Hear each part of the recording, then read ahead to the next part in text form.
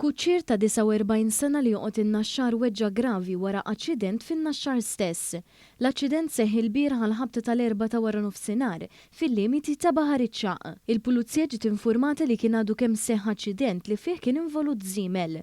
Il-pulizija marret minnu fih fuq il-post u mill-ewwel stħarriġ li sar irriżulta li għal xi raġuni l-kuċċier waqa' minn fuq ix-xarretta.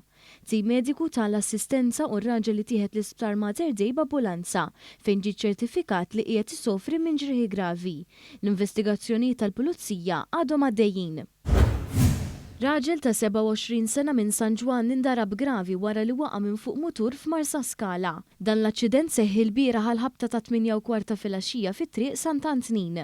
Mill-ewwel stħarriġ irriżulta li għal xi raġuni r-raġel waqa' minn fuq mutur li kien qed jinstaq minn raġel ta' 32 sena, residenti f'San Ġiljan.